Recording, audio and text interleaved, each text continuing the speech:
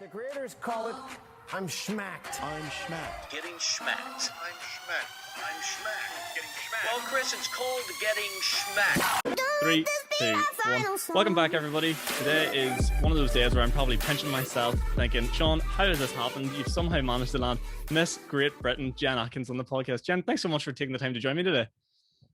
No problem. Thank you for having me. No, it's absolute pleasure. Is all on my end. So I guess to start with it, we'll get straight into it. Miss Great Britain, I want to know how it came about, the original thought process, what made you want to apply? Well, I started on the pageant scene around 4 years ago now. Oh God, where do I start? There's so much. So basically, I was really, really overweight. I was 18 stone at one point. And I went through a breakup that sort of made me want to change my life and, you know, get that revenge board as such. And I went on this crazy weight loss journey. I lost 8 stone through healthy eating and exercise. I fell in love with the gym, and it made me into such a confident, outgoing person. And I decided to start doing more things for the community, start doing things for other people. I just completely changed as a person, and I had all this energy, and I just wanted to put back into the community and into the world. And so I started doing volunteering at a homeless shelter in my local area. And it was there where I was approached by someone who said, you should go for Miss Great Grimsby. And I was like, Miss Great Grimsby, what the hell is that? And I looked into it and I thought, you know what? Why not? Just give it a go. I was at that point, I just wanted to do everything and anything because I just felt like I'd had another chance at life. So I went for that, and it was the best time of my life. I came second, and I never expected to come second in Miss Great Grimsby. And from then, I just fell in love with pageants. So then went on to do Miss England twice, where I came 7th, and then the year after I came second. And second was just not good enough for me. I was like, I'm not leaving this second. Nope, absolutely not. So I decided to go for Miss Great Britain. And it's the longest running pageant in the country. And I thought, you know what? This is my last year I can ever compete as a Miss because I'm too old now. Don't tell anyone. and I thought, I'm going to go out with a bang. I'm going to go for the big dog. I'm going to go for the biggest, best title I could ever win. And I didn't expect to win. And I went in it, and I just had the best time. Made so many friends. And I managed to win the whole thing. Crazy, but it was the best time ever. And I'm so grateful for the opportunities that I've had. The best one, obviously, being this podcast. Of course. You don't want to know how much it cost me to tell her to say that. So talk to me then. I'm really interested about, people's, like, a lot of people I had on, and especially for myself as well, I had a moment, I can almost remember it, where I just thought, you know what? Fuck it, I don't care what anyone thinks anymore. I'm going to do what makes me happy. Do you feel like you had that moment with, like, was it the weight loss that caused that, or what was it that made you sort of, or did you even have that moment? Like, were you stopped crying? Did you ever have that? Did you ever feel like did you used to be one of these people that really cared what people thought about you, or what was their, like, original feelings? Yeah, I mean, there's still a part of me that cares what people thinks now. But definitely when I lost the weight and I started doing pageants like this, I thought, do you know what? I don't care what anyone thinks. As long as my family is comfortable and happy with what I'm doing, and they were and everything, and I'm fine and I'm happy and healthy, then bugger what everyone else thinks. Yeah. And I just do what I want all the time now. And I mean, there's always some part of you in the back that thinks, oh God, I hope people like me. But then when you realize, especially how far I've come and how much I've done in my life and how much I've achieved and how much I'm proud of myself for all that I've done, I just think, God, why do I care what anyone thinks? Especially trolls on the internet. I just think, are you okay? Like, you're obviously missing something in life to be having a go at me. And it sounds so big-headed, but I've achieved so much that I just think, sod what you all think. I'm going to do me and what makes me happy. That's amazing. Yeah, I love that. I love that whole approach of just, like, ignoring, like, I suppose you on Instagram, like, you've quite a large following, stuff like that. You've probably encountered quite a lot of trolls and stuff. And you've probably, was it something at the beginning you found really strange? Was it something that, like, came about as, winning Miss Great Britain obviously put a lot more eyeballs on what you're doing? Did you find that hard to cope with at the beginning? Well, I'm quite lucky because over the years I've had quite a lot of press with my weight loss, and obviously with the good, you always get a lot of bad as well, don't you? And I've had quite a lot of trolling in the past and a lot of bad comments and a lot of people spreading rumors or just being nasty in general. And so I grew a bit of a thick skin in the beginning already. So I think that prepared me for winning Miss Great Britain, and it probably contributed to me winning as well. But yeah, so when I did win, obviously there was still quite a lot of trolling. There always is. There's always nasty people out there that don't have anything better to do. But I think I've just got to a point now where I don't even bother looking at comments anymore. I don't bother looking at if I see a nasty message, I just block and delete it, and I forget about it most of the time. Obviously, some things upset you, which they're bound to as well. But I think I've got to a point now where most of it doesn't affect me anymore. If it was someone close to me that said something, then I'd probably be devastated. But people that I don't know, I'm not so bothered about anymore. No, that's good. It's great to hear that you're able to disconnect from those, because there's so many people I know that just struggle with that sort of stuff, and you know it can be challenging for people. Because I remember listening, I was doing a wee bit of research, as I do from time to time, on you before this interview, and the rumor sort of going around in the papers with you was that your relationship ended due to the weight, which must have just been horrible. Oh, that was such an awful rumor, because I'm still friends with my ex now. Obviously, at the time it was horrific and we hated each other, but we're friends now. So it's upsetting when that gets said. But you know what the papers are like? They like to glamorize everything. They like to add little bits on and make the headline something that it's not. So obviously when I did go on Good Morning Britain and they said, oh, you know, he left you for another woman because you were too fat. And I was like, no, that's not the case. And I felt like that was the moment I needed to say it. But I'm gutted for him, because he's like, I never left you because of your weight. And but we know that, and people can say what they want. But I mean, even now, like, I'm not even that small. I'm a size like 12 at the minute. I'm really curvy. I still get trolled all the time for my weight, but I don't know.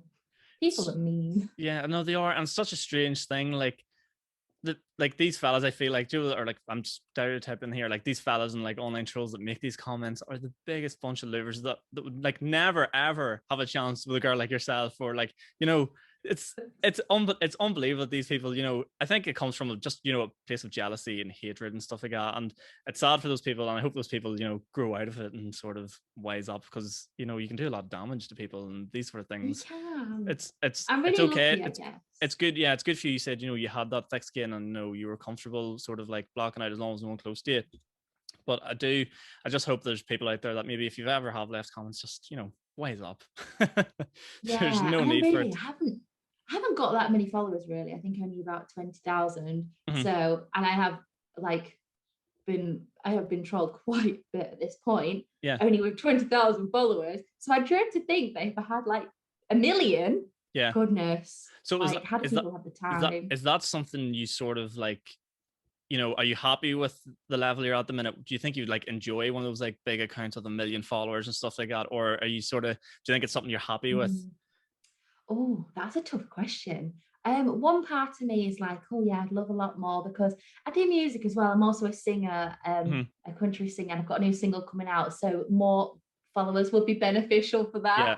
But then at the same time, I'm just not good at social media, and I don't like people knowing my private life. There's not a lot of private things on my Instagram. So part of me is like, oh no, it's a little bit much really, isn't it? But I'm just going with the flow, and if what happens will happen. And you know, I'm always that sort of like cross that bridge when it comes to it sort of gal. So if it happens, I'll just cross that bridge when it comes to it. This might sound strange to you, but the biggest and my favorite part of these like beauty pageant stuff is the talent part, not the swimsuits, not everything else. The talent part. I absolutely love the talent part. We have a thing in Ireland called the Rose of Tralee.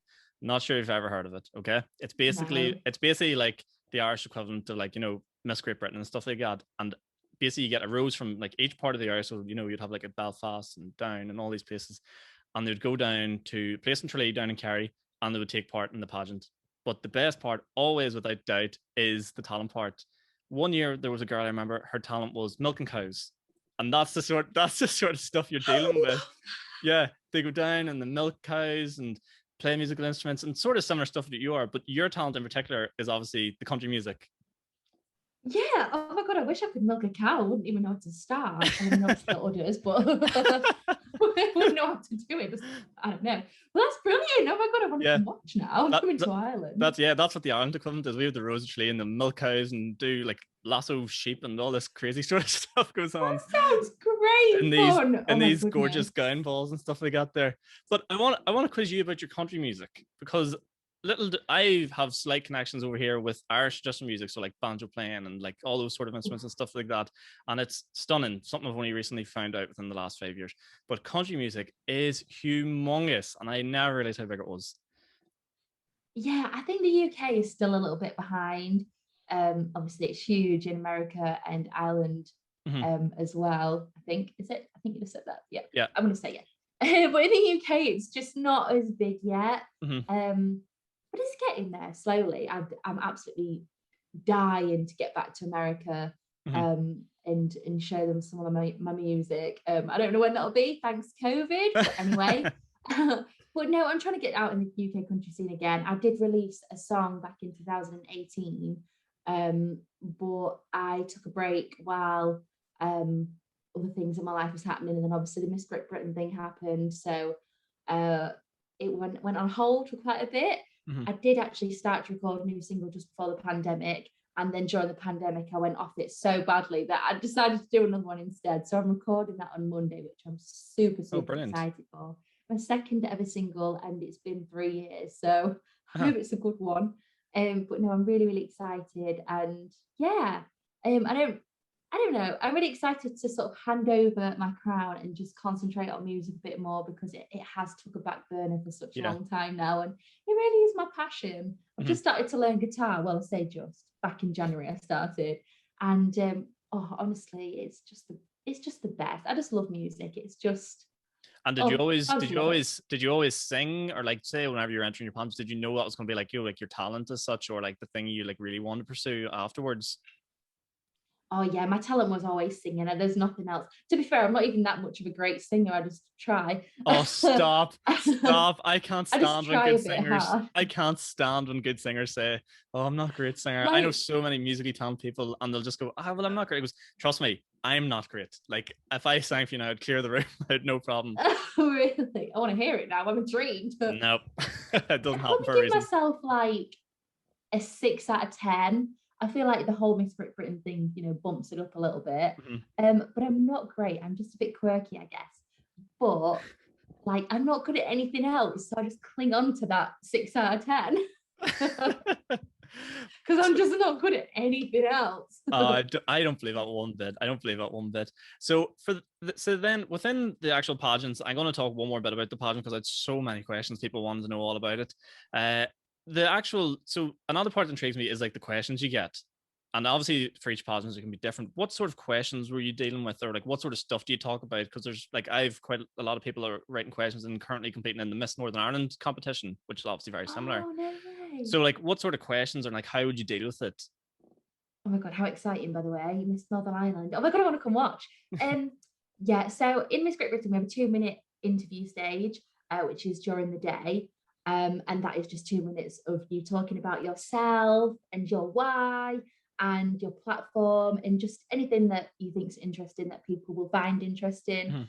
And then on the night we have awards. So there's an award for charity, the most amount of money raised for charity, publicity, public vote, Beachbody, and also personality award, which I won.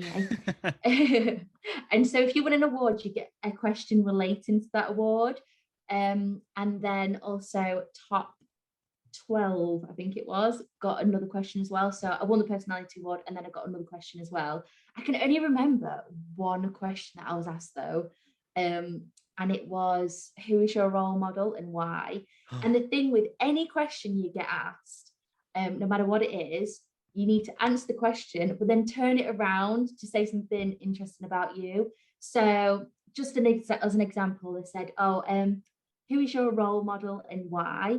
And I said, my role model is Dolly Parton, because not only is she a really good boss lady and she donates to charities, but she's also an amazing country singer. Like I'd say, I am blah, blah, blah, blah, blah, talk about my country singing. And then I was like, but also I am a role model, give the spiel about I'm a role model and the role model that I needed when I was younger, blah, blah, blah, blah. So you like twist it into like about yourself. So you start off answering it and then twist it to about yourself. And you can like answer any question in that sort of way, as long as you answer the initial question. You can just turn it around. Just start talking about yourself. And just talk about yourself. It's just finding a way of doing that, and the answer that you're answering needs to be relevant to what you're about to say. Right. Okay. Yeah. But yeah, if anyone wants any pageant training, just holler. Just find me on Instagram, Jen Atkin UK, and I'll help with any questions that we don't get answered today. I don't mind. Yeah. Oh no, that's brilliant. That's brilliant. I know that'll be so helpful, because I actually have personal friends that are competing in that competition. I'll be telling them, make sure you get on. So I just realized that I waffled so long. Then I'm so sorry. No, right. So this podcast is all about, people say to me all the time, I love your podcast, Sean, because you don't talk. Your guests talk. And I'm like, I'm one, offended, but two, honored that that's what you like. So that's brilliant. No, I actually love that. I'm interested as well with your weight loss journey, and for one really good reason, because you always seem to talk about how it made you feel. It seems like you enjoyed the process of how it made you feel more than what you actually look like. Would that be a fair assessment? Oh yeah, absolutely. Like, and people always say to me, oh, when you look at yourself, what do you think? And I'm like, well, I don't think I've changed that much. But obviously when you put the picture next to each other, obviously I have changed, because I've lost 8 stone. And I've gone from a size 22 to a size 10 to 12. So there is a bit of difference in the way I look, but I don't feel like I look any different, because you see yourself in the mirror, obviously, every day. And obviously it's nice to be able to wear clothes that I never thought I could back in the day. And I don't know. And apart from that, I'm not much different, but it really did make me feel, I can't even explain it, because it changed my life losing the weight. Not only do I feel better for it energy wise and whatnot, but even like at work, I'm so much more productive. I get so much more done. And I never stop myself from going out, and I just make plans all the time. I'm busy all the time because I've got the energy, and it's really changed my life in so many different ways. Like, I feel so much more grateful to be here. I always used to just sit on the sofa every night, stuffing my face with chocolate and just feeling like crap all the time. And just changing like little habits, like not having that bar of chocolate at night, and eating a nice healthy meal for tea instead, and drinking loads more water, and cutting out a bit of alcohol.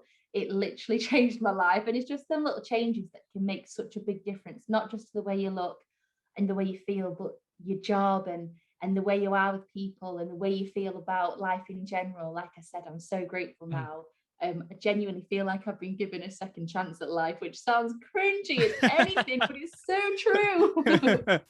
No, I could completely relate to what you're saying, because like for a lot of people, the thing I find at the minute is and I know this is going to be a tough question, but body positivity at the minute is a very big area. And, like carrying a certain size, people are like saying you need to really embrace that and accept that it's beautiful and stuff. And I am 110% behind that. But based on what you're saying, the energy levels, do you think it's something that, if you do lose that weight, you will feel better? Or is it a matter of, depends on the person? Oh, it definitely depends on the person. For me, I was quite confident as a bigger woman, but deep down I was always like, oh, I wish I was thin. I'd always wish on that shooting star, like, I wish I was thin. And it only took for me to actually do something about it until I actually genuinely felt good, not just had this front on for the people. But you can be body positive at any size, and no matter where you are on your weight loss journey. If you're a size 20 and you've lost 5 stone already, you have every right to be body positive about that size and the size that you'll end up at the end of your journey. You can still be body positive and still want to lose weight. Like, I totally think that's fine. You can be body positive at any size and want to be any other size. It's just how you feel about yourself and how you feel within yourself. Yeah. So if you were to give any, as someone who's lost so much weight, what would be your top tips? Because a lot of people see things like a load of nonsense out there, like, weight loss coffees and all these things, don't start Get me started on them, honestly. Yeah. So all that stuff, as we'll just throw out there, if anyone doesn't know, will not work. Okay. So what would be your top tips for, maybe say like your top tips for trying to lose weight? Okay. Top tips for trying to lose weight. I've got so many, but I'm going to just do a few because I'll go on all day long. Start slow, little steps. don't do silly crash diets. Honestly, like losing weight is so simple, but people make it sound so complicated.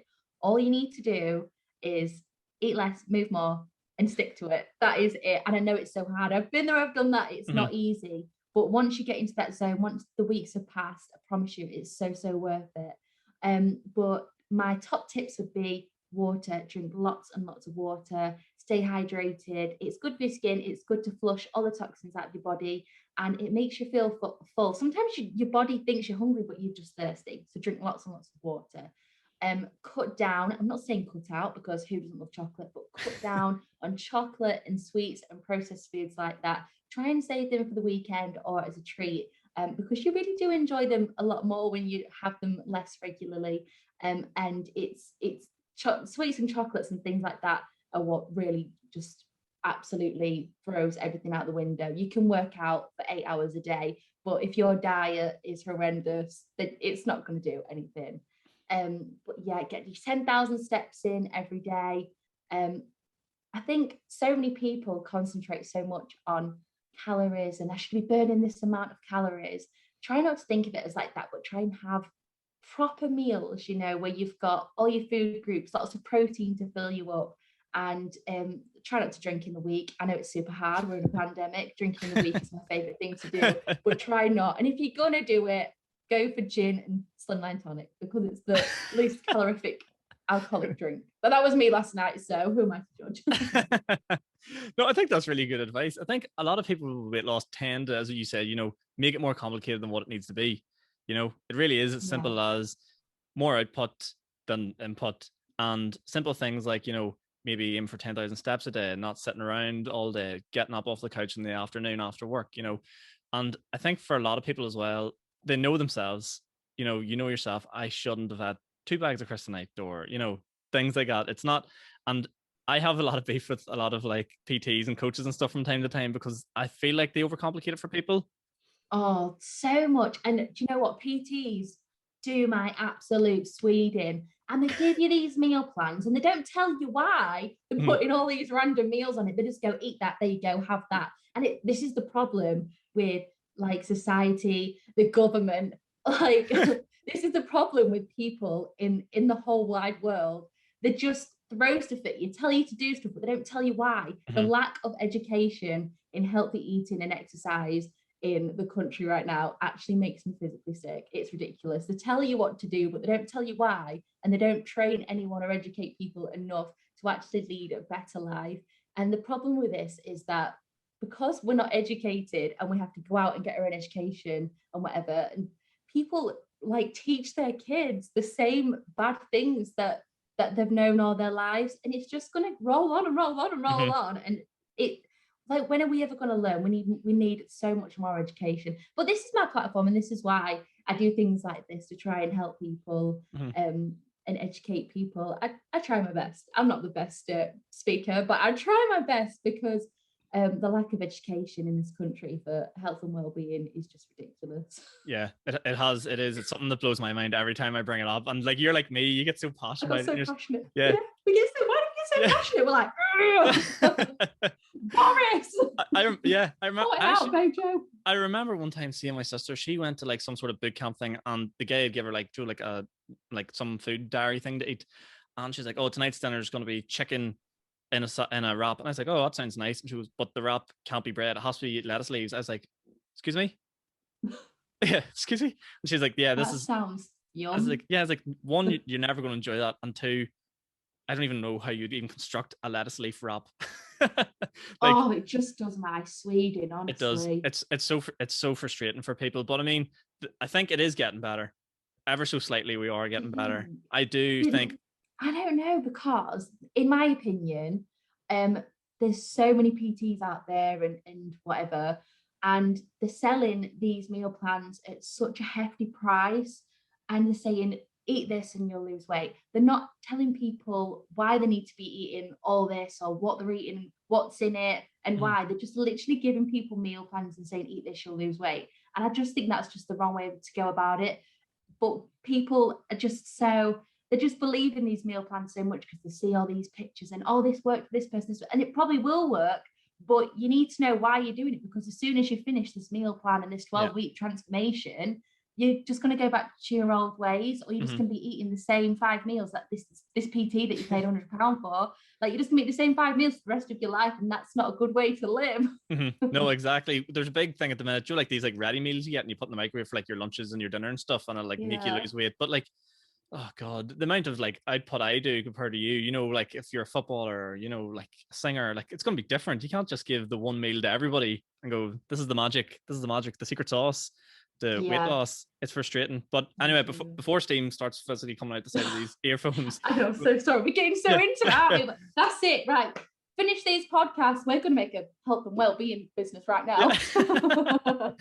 we're gonna sell the answer to no, we'll give it away. Oh, it's all free.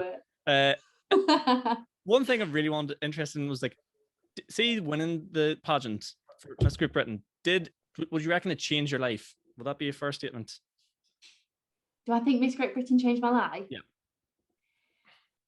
Ooh, do you know, I was thinking about this morning. That's such a weird question. Yes and no. This sounds awful. For a start, I got really unlucky because I won 4 weeks before a worldwide pandemic and the UK national lockdown. So I've spent my whole reign in my house pretty much.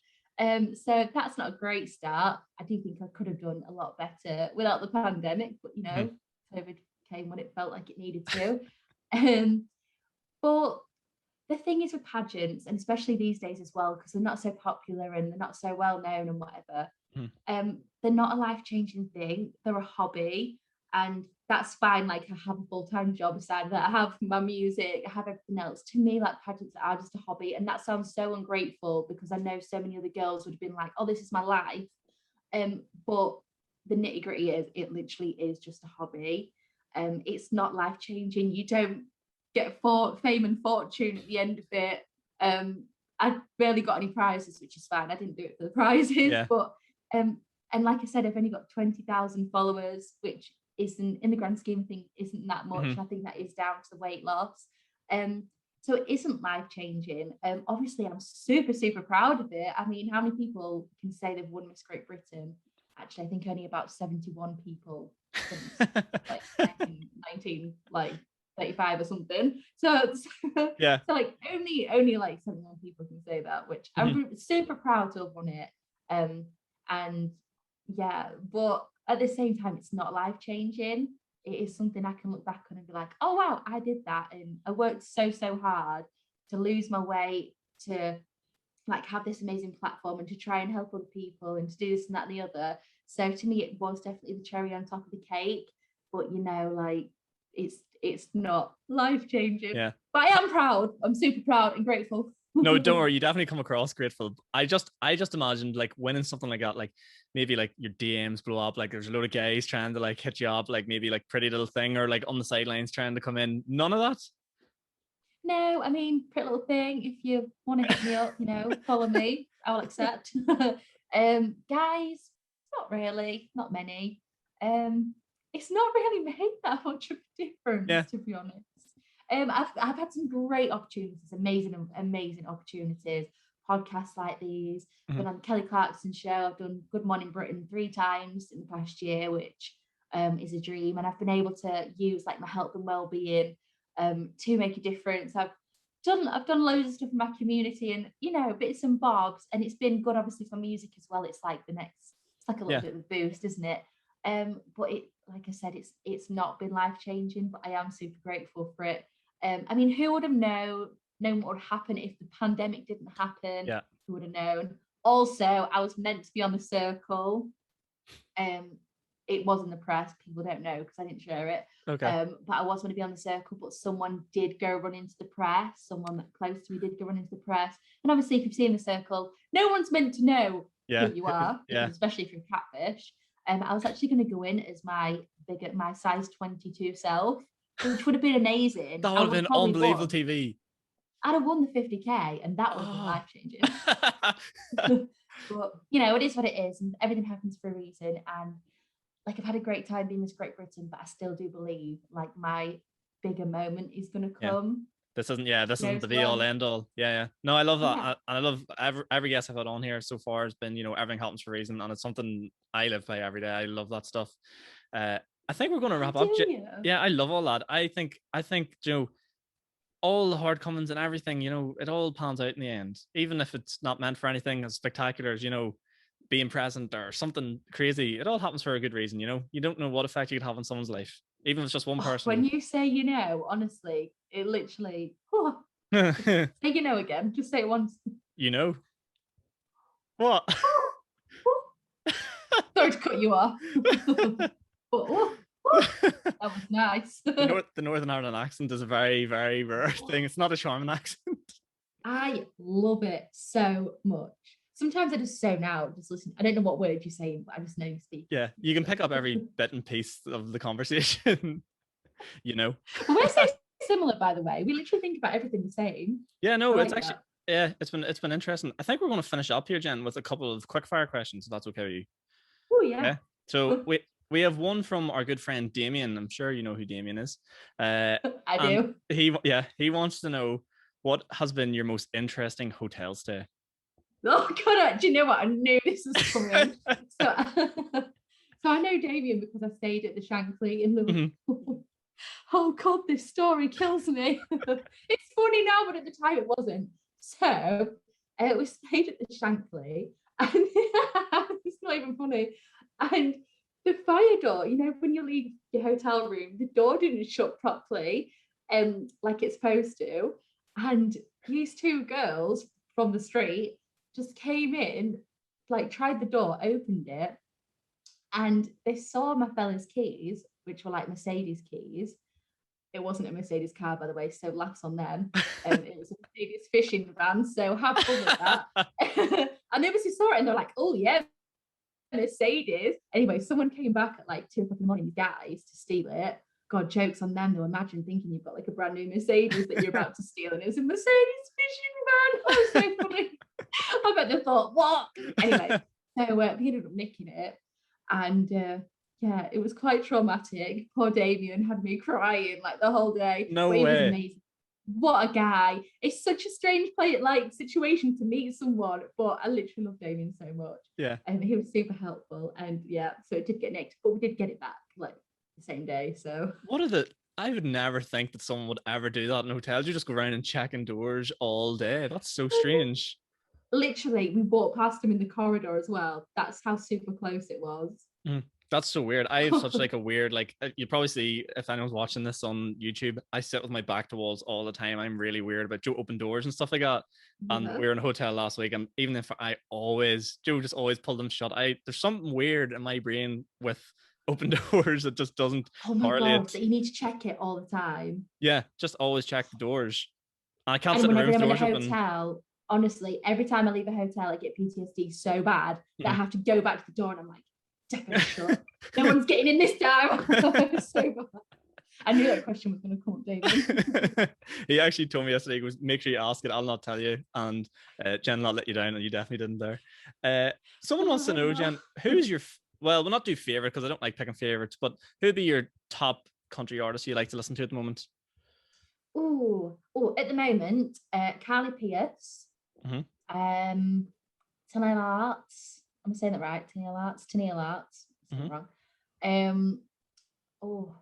This is so hard because I love everyone. Priscilla Block is like super fave at the minute. Absolutely love her. Little Big Town, carrying with Miranda Lambert. The Shires, I met the Shires like 2 weeks ago. Super cool guys, love them. Oh my God, there's so many. I love everyone. Luke Bryan, Jason Aldean. Oh my God, this is so hard because I literally just love everyone. Luke Combs. Okay, no, Luke Combs is like top 3 at the minute. Brilliant guy. Love him. I think that's about it. Amazing. I'll forget someone and then I'll feel, not that they're going to listen to this. I mean, they might do. Yeah, they might. Who knows? Imagine if they listen now. But yeah, I don't know. I love loads of country artists. Sorry, I've waffled that on so much. But no. I just love so much. I just love country music so much. It's literally in my soul. That's amazing. That's amazing. Someone wants to know, what is your, like, this sort of weird question, very weirdly, but they want to know, if you could win one award, so any award show ever, what would you like to win?